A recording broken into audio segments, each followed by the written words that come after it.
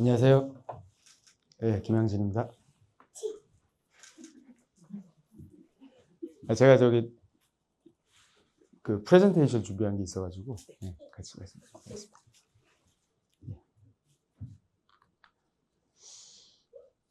이거 뭐 누르는 거예요? 네. 예. 제가 이제 제목을 이렇게 정했는데, 숲이 지금 어떤 상태인지, 그 현장에 가서 본 그 숲에 대해서, 좀 이런 이야기를 나누면서, 이 숲이 이렇게 된 것의 원인이 뭔지를 한번 여러 각도로 한번 생각들을 하게 되더라고요. 그런 고민을 같이 나누려고 하는 거고요. 여기서 이제 숲에 생기는 그런 부조리한 것들이 우리가 인간이 알아들을 수 있도록 다가오는 현상이 뭐냐면 이제 그게 언어 도단이죠.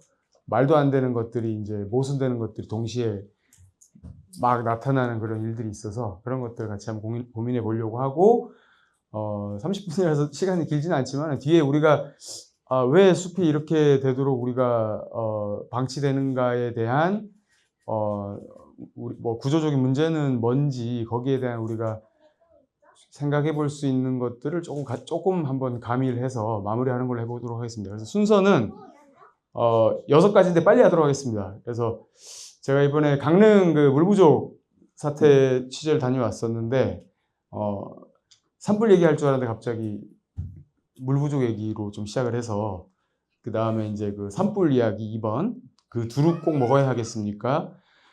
그리고 우리가 그래서 예를 들면 우리가 이제 기자들도 마찬가지입니다. 그래서 그냥 놔두자고 하면 왠지 좀 대책이 아닌 것 같은. 근데 그냥 놔두면 해결되는 것들이 많습니다. 그리고 우리가 생각하는 이런 언어에서 굉장히 우리가 또 세상을 숲과 이런 것도 이해하는데 굉장히 어려움을 겪습니다. 언어로 딱 들어가면 막 갈팡질팡 방황하다가 길을 못 찾고 결국은 답을 못 내놓는 경우들이 있어서 그런 얘기를 좀 하고 이 시골이 왜 이렇게 계속 어떤 착취의 대상이 되고 있는가, 국토의 굉장히 많은 부분 90%를 차지하는 읍면 지역들이 왜 이렇게 어떤 착취와 훼손의 대상이 되고 있는가, 거기에 대한 이야기들, 그리고 우리가 일상에서 바라보는 재자연화 이런 것들을 같이 고민해 볼 수 있는 거리로 마무리하도록 하겠습니다.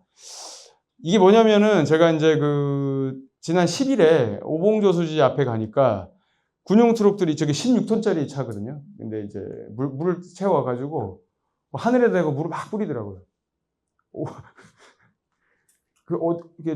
그게 이제 한 8km 정도를 이제 알뜰하게 이제 물길을 가야지 이제 정수장에 가서 그게 이제 물을 먹겠다는 건데, 이 방법밖에 없나는 고민이 드는 거죠. 거기 있는 분들도 그래요. 아니, 물 붓는데 나가는 물은 똑같은 것 같다. 그러면서도, 그래도 여기다 안 붓는 것보다 낫지 않겠습니까? 이러면서 하늘에다 물을 그냥 계속 뿌리는 거예요. 그래서, 어디서 갖고 오셨습니까? 그랬더니, 한 1시간 걸렸다는 거예요. 1시간을 그 군인들이 땡볕에서 저 물을 막 어디 하천에 가서 뽑아와가지고 하늘에다가 막 뿌리는 거죠, 그를. 당연히 이제 저수율은 계속 떨어져 갔죠. 그래서 이런 상황에서 제가 이제 생각했던 거는, 제가 휴가를 갔다 와가지고는 이 물부족 사태를 알고는 몇몇 분들은 전화를 드렸어요. 이거 혹시 숲 때문 아닐까? 숲 때문이지 않을까? 근데 몇몇 분들이 그럴 수 있다. 가보자. 그래서 제가 간 거죠. 근데, 자, 여기다가 막 물 뿌리는 건 이거 행안부, 시청, 도청 똑똑한 사람 다 결정 내린 일이거든요. 하늘에다 물을 막 뿌리는 거예요. 하루에 500대가 와가지고 그냥 연인으로 따지면 한 어마어마한 장비와 돈과 시간이 하늘에다 막 뿌리고 있더라고요. 근데 숲의 문제가 아닐까, 이런 부분은 아무도 찾지를 않는 겁니다. 네. 위에 이제 하늘에다 막 뿌리는 건 굉장히 교양이 있는 일이고, 숲의 문제가 있을까 그러면 왠지 좀 왜 갑자기 그런 소리 해? 이런 거죠. 여기 보시면은 이게 지금 인공위성에서 2023년도 그 다음 지도인데, 저게 오봉주소지고 2개의 천이 이렇게 물을 공급하는 겁니다. 숲이 이제 녹색댐 기능을 하면서 스펀지처럼 물을 머금었다가 조금씩 내주면서 가뭄도 조절하고 홍수도 조절하는 기능을 하는 건데, 가는 길을 보면은 저 왕산청 쪽도 대부분 그 산자락이 전부 다 거의 대부분이라 생각하시면 됩니다. 그 벌목이 돼 있습니다. 최근 한 5년 이내에 벌목이 돼 있어요. 이게 충분히 알 수 있는 게 가보면 층이 이렇게 있어요. 이게 이제 갈색 나무 숲이가 보입니다. 왜냐면 지금 이제 다 초록이 돼서 뭐 대충 보면 안 보일 수 있죠. 자세히 보면은 층이 다 생겨났어요. 산자락을 다 벌목을 해가지고. 물이 제대로 오는 그 흐름이 많이 끊어졌겠죠. 그리고 저 1000m 고지에 가니까 밭이 어마어마한 밭들이 있습니다. 저게. 옆에 배추밭, 감자 종자원에다가 또 여기 근데 저기가 전부 다 재밌는 거는 보호구역입니다. 우리가 그 30 곱하기 30에서 보면은 보전지역으로 돼 있어요. 여기는 우리가 그 30%가 아니라 17%밖에 안 되잖아요, 우리가. 그 17% 안에 들어오는 거예요. 근데 그 17%마저도 저런 식으로 가보면 폭탄 맞은 것 같습니다, 그냥 뭐. 아니, 갑자기 깊은 산에 막 물박달나무, 뭐 이제 졸참나무 이런 걸 보다가 갑자기 이제 들판이 쫙 나와서 아주 재밌습니다. 자, 이게 배추밭입니다. 800고지입니다, 800고지. 이게 뭐냐면, 그 왕산천으로 들어오는 그 지천이 이렇게, 이 흙이 어디서 왔냐? 위에 임도가 무너져가 산사태가 나가지고. 물이 오겠습니까, 이게? 태양광 발전소. 숯가꾸기를 그날도 하고 있더라고요. 잣나무 빼고 나머지를 다 베가지고 숲을 막 다 쓰레기로 만들어. 가만히 있는데 무단개구리가 한 마리가 튀어나오더라고요. 무단개구리가 진짜로 숯가꾸기 하고 있는데. 또 몇 발짝 가니까 또 무단개구리 한 마리 또 나와요. 원래 그런 이렇게 물이 많은 지역을 아주 건조하게 만들고 있어요. 이게 안에 보이시죠? 이렇게 햇빛이 잘 들어옵니다. 싹 말라가지고 물기 하나도 없어요. 그냥 소나무 바짝 마른 숲을 잘 만들고 있습니다. 요번에 그 오봉저수지가 저수율이 막 올라갔잖아요. 좋은 것도 아닙니다. 이상한 거예요. 왜냐면 이렇게 숲이 망가져 있으면은 또 물이 머금고 있지 못하고 한꺼번에 다 내놓기 때문에 저수지 올라갔으니까 너무 좋다 그러는데 걱정스러운 겁니다. 좀 연구가 필요한 것 같습니다. 저게 최종원입니다. 최종원이 무슨 그 산림청에서 백두대간에 허용되는 법에 허용되어 있습니다. 그 백두대간 보호법 7조에 보면은 최종원은 보호지역에 만들 수가 있어요. 그래서 저렇게 초원을 만들어 놨는데 이렇게 짝대기를 하나씩 심어놨어요. 이렇게 자세히 가보니까 소나무예요, 전부 다. 근데 또 한 절반은 다 죽어 있습니다. 네. 그게 왜 그러냐면 뭐 능선이건 계곡이건 전부 소나무만 심어 놓으니까 소나무가 자랄 수 있는 곳에 심는 게 아니라 그냥 다 풀 베고 약 주고 이러면서 온 산을 다 소나무 묘목을 이게 젓가락처럼 묶어놓고 그래서 전화를 했더니 그럼 미래에 그럼 뭐 우리 소중한 종자를 안 남깁니까? 뭐 이렇게 큰 소리 치시더라고요. 근데 저건 숲의 훼손입니다. 그리고 저걸 보전지역이라고 보존하고 있다고 하는 겁니다. 그 옆에 갔더니 임도 공사를 하고 있습니다. 이거 계곡인데 콘크리트 멀쩡히 물을 흐르는 데다 계곡에다가 저 콘크리트 탁 박아가지고 이제 뭐 수로를 만들고 있는 거예요. 그 위에 다리처럼 놓으려고. 800고지입니다. 800m 해발고도 800에다 저러고 있습니다. 저 물이 오봉저수지로 가는 겁니다. 물이 그렇게 없다는데 물길이 막 생겼어요. 산사태가 나와. 저게 임도거든요. 저게 산사태가 안 나겠습니까? 저게 물길을 안 막겠습니까? 저거를 얘기하는데 뭐 근거가 더 필요합니까? 이게 현장에서 봤던 그런 내용들이고 끔찍한 뭐 저기에 살던 무수한 생명들은 어디로 갔을까요? 무단개구리가 너무 놀랬거든요. 그래놓고 이렇게 백두대간을 이렇게 찬양해 놓습니다. 백두대간 그냥이 아니라 인간과 자연이 조화를 이루는 산지 인식 체계라는 거예요. 그래놓고는 이제 막 200헥타르 최종원 빡 폭탄.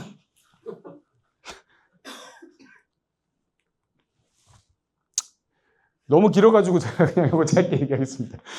하면서 생각 좀 해보자는 거예요. 이게 벌목이라는 것이 결국은 뭔가. 근데 왜 벌목을 할 수도 있잖아요, 우리가. 벌목 안 하고 살 수 있습니까, 여기? 살기 어렵잖아요. 근데 왜 벌목이 문제냐. 자본화되면 벌목, 효율화를 추구하는 벌목이 문제다. 그 소나무 한 그루를 인부가 들어가서 그 노동자가 베면은 그 20만 원 정도 줘야 되거든요. 근데 임도를 놓고 거기 포크레인이 들어가서 하면은 25,000원이 됩니다. 근데 많이 베는 게 목적인 사람들한테는 그게 효율이겠죠. 근데 이게 파괴라고 보는 입장에서 보면 쉽게 파괴되는 거겠죠? 왜 산림청이라든가 이런 자본화된 기업화된 곳에서 가서 산에다가 손만 대면은 숲이 죽어버리는지, 조림을 했는데 왜 다 한 5년 지나면 95%가 죽어요. 자기들 연구 결과에도 나옵니다. 왜 죽는지. 왜냐면 그거는 효율성을 추구하기 때문에. 온 산을 줄을 지어가지고 계곡이든 능선이든 뭐 토심이 어떻건 전부 다 소나무만 해놓는데 그게 살아있으면 정상이겠습니까? 그리고 멀쩡히 자라는 또 뭐 참나무는 싹 다 가서 또 풀백이라 그래서 5년에 3번 정도 헥타르당 200만 원씩 줘가면서 풀백이도 아니죠. 전부 없애는 거죠. 죽이는 거죠. 멀쩡히 올라오는 그 산에 원래 살던 그 진짜 주인들은 알뜰하게 다 죽이는 겁니다. 왜? 그 묘목을 살려야 되니까. 목표로 한 나무를 살려야 되니까. 그게 행정입니다. 그리고 숲 가꾸기. 말부터 좀 잘못됐죠. 예, 숲을 누가 왜 가꿉니까, 그걸. 알아서 잘 자라고 우리가 숲이 자라는 방법을 연구해서 닮아가려고 하고 그것이 지속 가능한 삶의 어떤 태도와 그런 것도 배울 수 있는 거 아니겠습니까? 근데 숲을 가꾼다고 약간 이게 좀 병이 들었습니다. 무슨 숲이 지금 뭐 거기 가면은 그게 많습니다. 산림청에 설치한 것 중에 산림 정화라는 푯말이 많습니다. 산림을 정화를 하겠대요. 뭐 쓰레기였나 봐요. 근데 누가 쓰레기로 만드냐? 아까 보셨지만 쓰레기로 만드는 사람들은 정화시킨다는 사람들이 쓰레기로 만들고 있는 거죠. 이게 언어 도단이 아닙니까?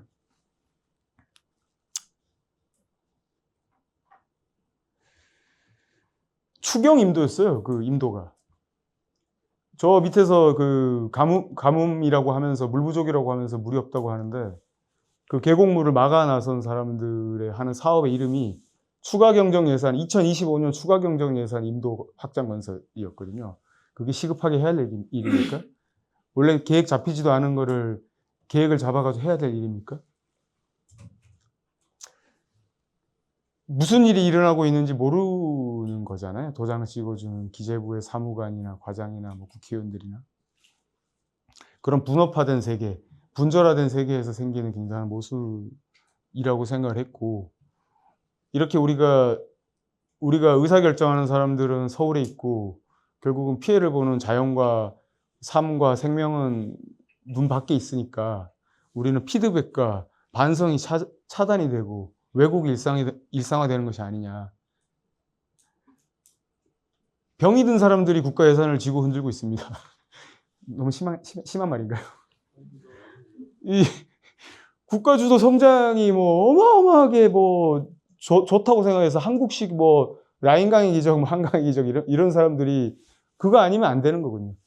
오늘 제가 사실 제가 또 학교 운영위원이거든요. 근데 학교를 무슨 뭐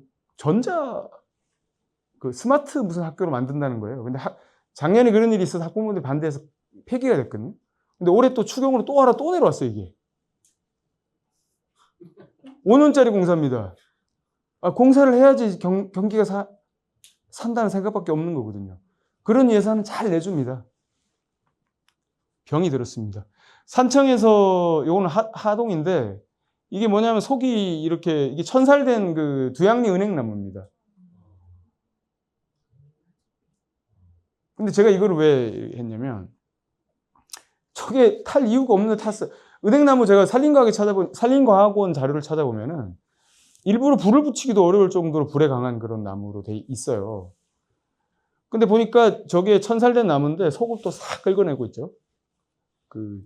외과 수술을 했더라고요.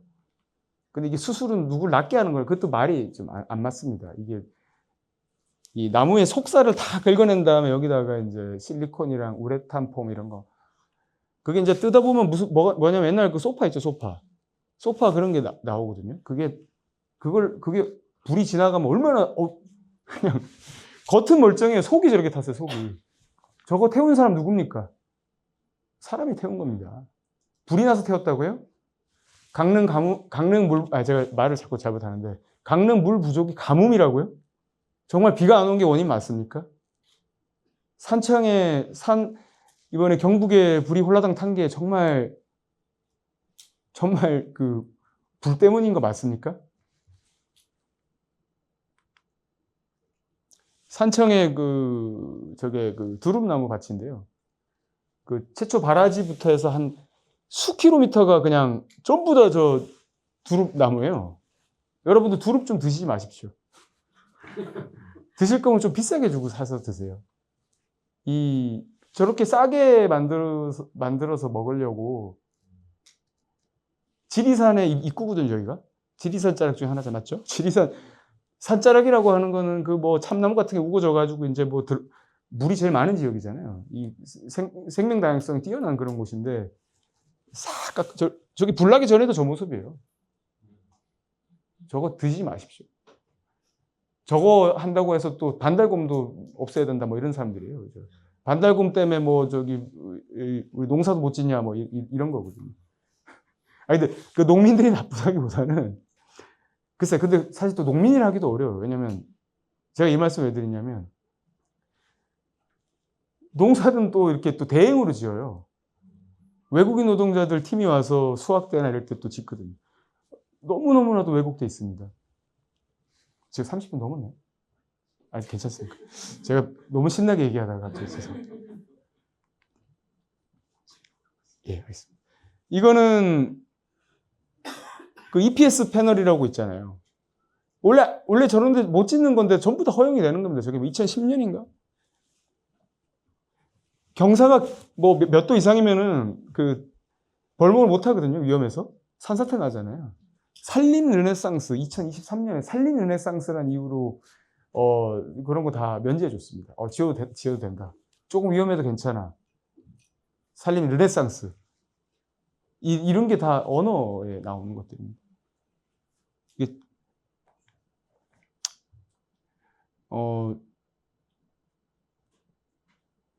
근데 가덕도에 갔더니까 가덕도에 가면 이제 국사봉을 딱 넘어가면 일본 통신 그게 떠요. 너무 신기합니다. 그러니까 그만큼 외진 곳이라는 거죠. 그만큼 인간하고 멀리 있다는 거죠. 군사지역이잖아요. 그랬더니 자연이 100년 동안 그냥 놔뒀더니 꼭대기 쪽에는 이제 소사나무, 산서나무라고도 하죠. 소사나무가 굴락에 한 2만 그루 정도가 그냥 쫙 파도면 파도. 그 위에 이렇게 까마귀 새들이 이렇게 지나가는데 약간 원시 느낌이 물씬 풍기는 그런 아주 정말 그런 보기 힘든 그런 곳이 됐어요. 국립공원보다 낫다고 할 수는 없겠지만 산림청이 가꾸는 국유림보다 훨씬 낫습니다. 좀 내려오니까 고로쇠 나무가 그냥 또 굴락이 쫙 있고, 네? 해안 절벽 쪽에 가니까 동백나무 굴락이 쫙 있는데 누가 저걸 갖고 씁니까? 질서정연하게 살아갑니다. 이게 이제 위에서 봤을 때입니다. 꼭대기에서 보면은 이게 다 소사나무. 이 소사나무들이 이렇게 살아갑니다. 수라깃불도 너무나도 신기한 게 방조제로 막았지만 그래서 일단 막아놨는데 그럼 뭐라도 써야 될 거 아닙니까? 라고 하는데 지금 이 상태로 둬도 됩니다. 그 경사가 1도 정도 되는 경사 때문에 파도가 들어오는 곳이 보이진 않지만 밑으로 염분이 올라왔다 내려왔다 하면서 거기에 흰발로 옮겨가 살고 저새랑 황새 아닙니까? 저런 생물이 있다는 거는 저런 생물이 먹는 생물들이 또 있다는 거 아닙니까? 두면 됩니다. 두면 저렇게 멋있게 되는 거예요. 저걸 그냥 카메라만 갖고 가면 언제든 찍을 수 있습니다. 너무 좋지 않습니까?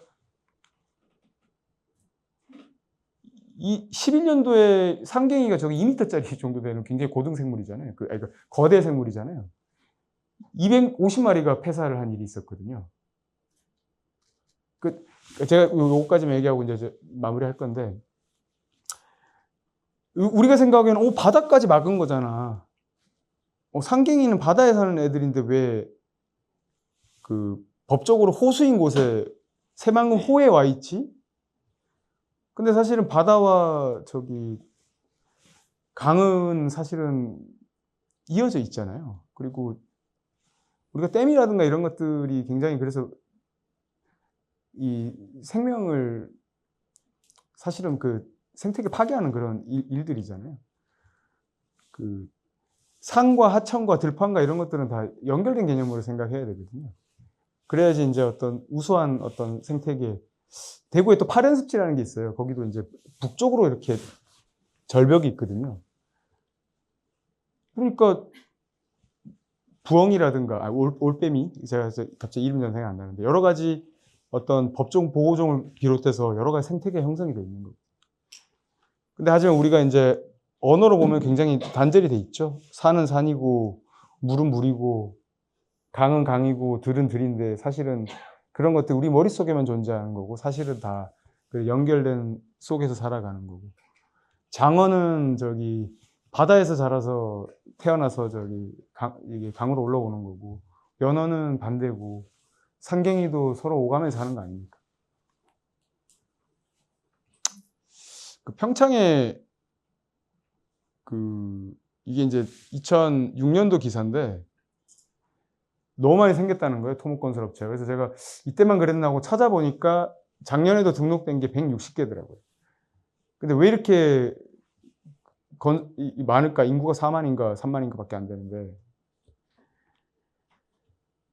그러니까 이렇게 어떻게 보면은 참 슬픈 거죠. 그걸 지키려고 하는 사람은 많이 없고, 결국은 이 산을 어떻게든 파괴를 해가지고 콘크리트를 채워 넣어야지, 야생 상태를 점점 줄여 나가야지 먹고 살 수 있는 사람들만 살 수 있는 그런 농촌이 돼가고 있는 거거든요. 왜냐하면 그 밑바닥에 뭐가 있냐면 우리가 먹는 어떤 식량, 농업에 대한 어떤 그런 경시가 있는 거고, 농업 소득이 2000년에 1000만 원을 넘었는데 2020년에 다시 900만 원대로 떨어지는 아주 이상한 나라에 살고 있습니다. 뭐 WTO 때문에 안 된다? 아닙니다.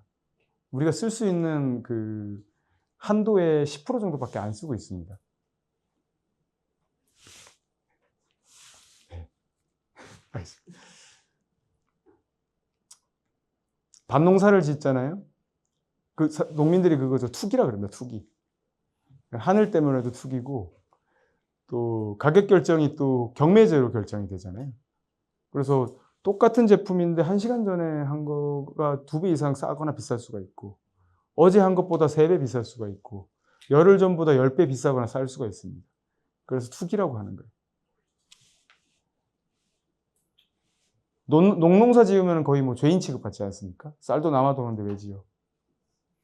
아주 무능함을 자꾸 농민한테만 탓하는 그런 거 속에서 농촌이라는 것이 굉장히 허약해져 있는 겁니다.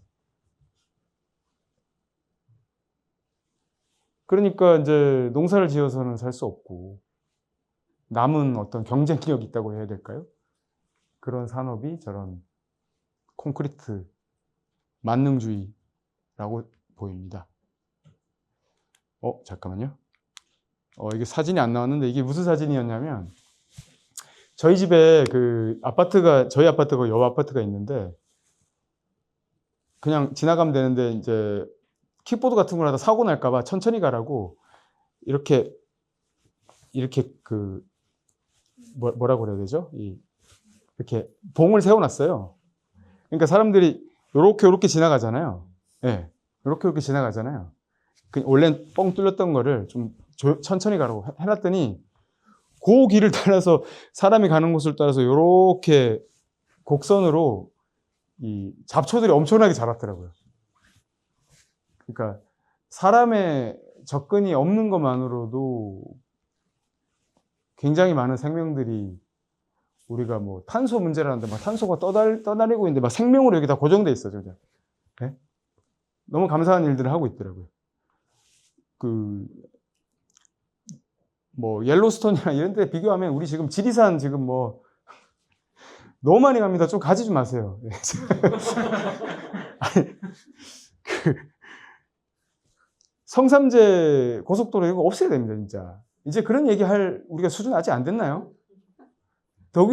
우리 토목공사 하시는 분들 덕유산 케이블카 철거하는 일로 보내고, 우리 백두대간에 그렇게 아주 실핏줄처럼 촘촘하게 돼 있는 임도 없애는 토목공사, 예? 복구하는 토목공사, 이런 걸 하면 얼마나 좋을까, 그런 생각을 해봤습니다. 예.